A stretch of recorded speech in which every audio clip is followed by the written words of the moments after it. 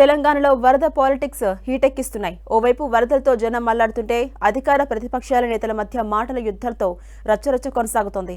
వరదలకు మీరంటే మీరే కారణమంటూ ఒకరిపై ఒకరు బురద చల్లుకుంటున్నారు. ముంపు సాయం మీదుంటే మీదంటూ దుమ్మెత్తి పోసుకుంటున్నారు.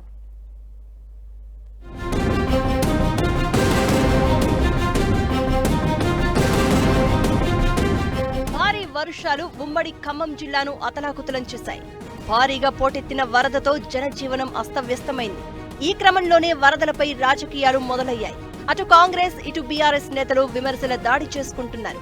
వరదలకు గత ప్రభుత్వమే కారణమంటూ ప్రభుత్వం ఆరోపిస్తూ ఉంటే వరద బాధితులను ఆదుకోవడంలో ప్రభుత్వం విఫలమైందని బీఆర్ఎస్ కౌంటర్ అటాక్ కు దిగుతోంది. ఖమ్మం ముంపు ప్రాంతాల్లో పర్యటించిన సీఎం రేవంత్ రెడ్డి బాధితులతో మాట్లాడారు. జరిగిన నష్టాన్ని పరిశీలించారు.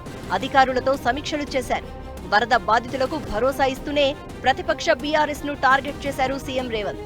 ప్రజలు వరదల్లో అల్లాడిపోతుంటే ప్రతిపక్ష నేత కేసీఆర్ ఎక్కడ ఉన్నారంటూ ప్రశ్నించారు. ఖమ్మంలో వరదలకు మాజీ మంత్రి పువ్వాడే కారణమంటూ పొలిటికల్ హీట్ రాజేశారు సీఎం రేవంత్. పువ్వాడ కబ్జాలపై హరీష్ ఎందుకు మాట్లాడడం లేదని ప్రశ్నించారు. అమెరికాలో జల్సాలలో మునిగి తేలుతున్నాయని కూడా ట్విట్టర్లో మా ప్రభుత్వాల మీద మంత్రుల మీద దాడి చేస్తున్నాడు. నిజంగానే నీకు కన్సర్న్ ఉంటే 4 రోజుల నుంచి ప్రతిపక్ష నాయకుడు ఒక పలుకు కూడా పలకలే, బయట కూడా కనిపిస్తలేడు. ఆయన ఎక్కడున్నాడో తెలియదు. ఆయన పుత్రుడు అమెరికాలో జల్సాలు చేసుకుంటూ ఆయన ప్రభుత్వం మీద బురద జల్లే ప్రయత్నం చేస్తుడు. 4 రోజుల తర్వాత మేము ప్రశ్నిస్తే ఇవాళ ఒక ఆయన బయలుదేరాడు, సూర్యాపేట పోయినట్ట, ఆ నుంచి ఖమ్మం పోయినట్ట. 100 ఎలుకలు తిరిగిన పిల్లి తీర్థయాత్రలు పోయిందంట, ఇంక ఇట్లాంటి తప్పులు చేయనని. మాజీ సాగునీటి పారుదల శాఖ మంత్రి హరీష్ రావు గారు, మిమ్మల్ని సూటిగా నేను అడుగుతున్నా, మీ మాజీ మంత్రి పువ్వాడ అజయ్ ఆక్రమించుకున్న కాల్వల్ని తొలగించడానికి మీరు ఖమ్మంలో డిమాండ్ చేయగలరా? అదే ఖమ్మం జిల్లాలో వరద ముంపు ప్రాంతాల్లో పర్యటిస్తున్న మాజీ మంత్రుల బృందంపై రాళ్ల దాడి ఉద్రిక్తతకు దారితీసింది. బీఆర్ఎస్ నేతల కార్లపై రాళ్ల దాడి జరిగింది. ఈ దాడిలో కార్ల అద్దాలు ధ్వంసమయ్యాయి. అయితే దాడులకు భయపడేది లేదన్నారు మాజీ మంత్రి హరీష్ రావు. ప్రశ్నిస్తే దాడులకు పాల్పడతారా అంటూ ప్రశ్నించారు. గతంలో వరదలో మృతి చెందిన వారికి 25 లక్షలు ఇవ్వాలన్న రేవంత్ రెడ్డి ఇప్పుడు ఎందుకు ఇవ్వడం లేదో చెప్పాలని డిమాండ్ చేశారు హరీష్.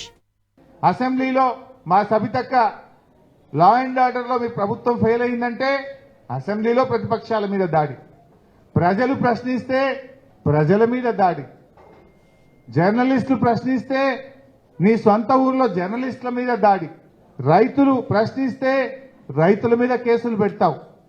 నిన్న వరద సహాయం అందలేదని అడిగితే పోలీసుల చేత లాఠీ చార్జ్ చేస్తావు.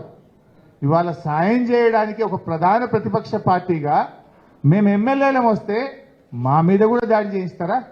అంటే ఏందన్నట్టు మీరు ఏం రాజ్యం నడుపుతారు? ఇదే ఆ ప్రజాపాలన?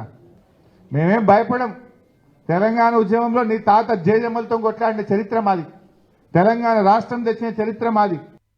దాడి ఘటనపై రియాక్ట్ అయ్యారు మంత్రి తుమ్మల. దాడి చేసే సంస్కృతి ప్రజాస్వామ్యంలో మంచిది కాదన్నారు.